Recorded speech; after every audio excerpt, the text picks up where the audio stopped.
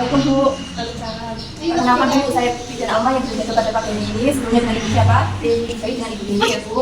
Nah, jadi nanti di sini saya akan melakukan konseling ya Bu tentang P4K.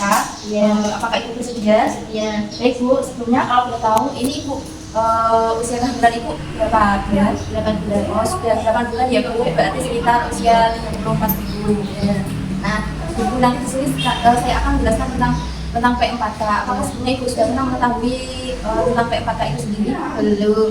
Baik Bu, nanti saya akan jelaskan. Jadi P4K itu program perencanaan persalinan dan pencegahan komplikasi Bu. Nah, di dalam P4K ini terdiri dari ada beberapa hal yang harus Ibu ketahui sebelum melakukan persalinan. Jadi bentuk P4K sendiri itu mempunyai stikernya Bu, stiker P4K. Apakah Ibu punya stikernya Bu? Belum Bu, itu kan di buku KIA-nya sudah ada stikernya Bu. Jadi stikernya itu bentuknya seperti ini ya Bu. Nanti kalau bisa itu ditempel di depan rumah Bu atau di depan pintunya supaya nanti kader atau warga-warga sekitar tahu kalau ada ibu hamil di rumah Ibu. Nanti bisa dipasang ya Bu. Nah, di dalam stiker P4K itu terdiri dari ada beberapa macam ya Bu. Nah, yang pertama itu ada nama Ibu sendiri yang hamil, terus ada taksiran persalinannya atau hari perkiraan lahir Ibu atau BPL Ibu. Kemudian ada penolong persalinan, tempat persalinan, pendamping persalinan, kemudian ada transportasi. Setelah itu ada calon pendonor darah Bu. Nanti di sini saya akan menjelaskan satu persatu Bu. Nah, sebelumnya kalau boleh tahu ini Ibu HPL-nya kapan Bu? 10 Desember. Oh, 10 Desember, berarti sebentar lagi ya Bu, sekitar 1 bulan lagi.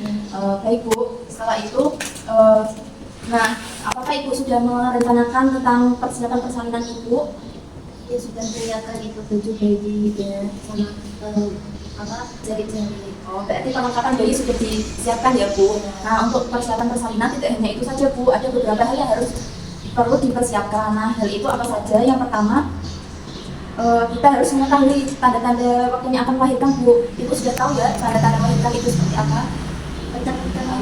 Ya salah satunya itu ya Bu, perut Ibu merasa kencang, terus merasa mulas, terus kencangnya itu semakin lama itu semakin kuat Bu. Terus dimulai dari sampai menjalar ke pinggang Ibu. Nah, selain itu ada terjadi keluar menjadi darah Bu. Nah, itu termasuk juga tanda-tanda akan menghadapi persalinan. Setelah itu tanda selalu ditentukan Bu. Jadi kalau Ibu sudah mengalami tanda-tanda waktu melahirkan, Ibu langsung segera datang ke fasilitas kesehatan ya Bu. Setelah itu ada tanda-tanda bahaya persalinan Bu. Nah, dari tanda-tanda bahaya persalinan ini ada beberapa hal. Yang pertama itu muntah terus-menerus dan menolak makan. Yang kedua yaitu pusing Bu, pusing kepala yang berat dan kaki Ibu bengkak. Misalnya Ibu pusing, tapi kalau setelah dipakai itu bilang itu berarti masih dikategorikan dalam hal normal ya Bu. Nah, dikatakan bahaya itu apabila nyari kepalanya itu hebat dan tidak hilang dan terjadi secara terus-menerus. Kemudian Ibu mengalami perdarahan Bu. Nah, jika Ibu mengalami perdarahan, Ibu harus segera datang ke fasilitas kesehatan supaya dapat tertangani lebih cepat ya Bu. Yang selanjutnya ada keluar cairan sebelum waktunya disertai panas badan tinggi. Nah, kemudian ada penyakit menahan juga Bu. Kemudian pucat, lesu, dan mati. Seperti itu ya Bu.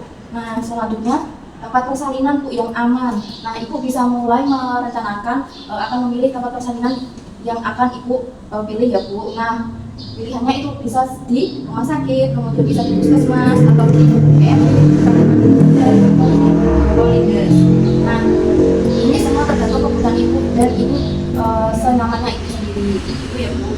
Setelah itu transportasi Bu. Nah, transportasi ini juga gak kalah penting Bu dalam mempersiapkan persalinan. Nah, transportasi ini bisa saja Ibu saat sudah ada tanda-tanda persalinan nih, Ibu harus menyiapkan transportasinya terlebih dahulu. Jadi transportasinya itu harus disiapkan jauh-jauh hari. Misal ini bisa pakai mobil atau tidak pakai motor atau pakai ambulan Bu. Nah, itu harus dipersiapkan ya Bu. Misal Ibu kalau masih kuat bisa naik motor, atau kalau sudah tidak kuat Ibu bisa naik mobil, seperti itu ya Bu.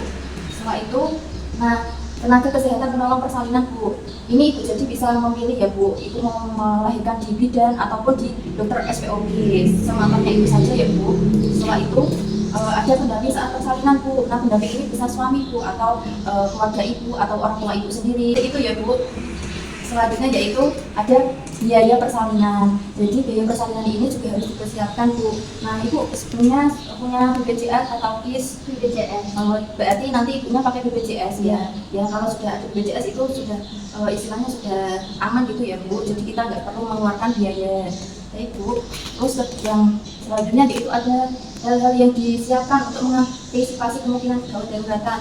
Nah, semisal nih Ibu mengalami gawat daruratan, nah yang dipersiapkan itu apa? Yang pertama bisa ini ya Bu, golongan darah ya Bu. Jadi nanti misal Ibu mengalami gawat daruratan ya semoga saja tidak, tapi biar bisa tertangani lebih cepat. Nah ini Ibu golongan darahnya apa? Di keluarga Ibu ada yang darahnya O? Ada Siapa?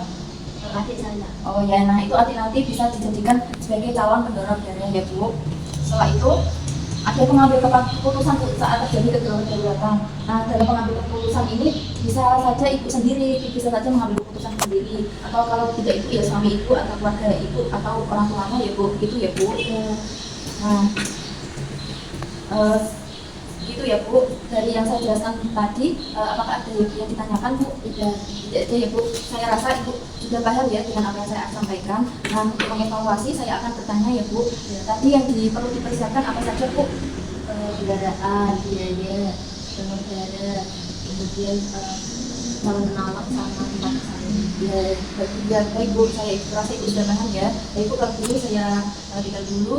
Terima kasih. Wassalamualaikum warahmatullahi wabarakatuh. Waalaikumsalam warahmatullahi wabarakatuh.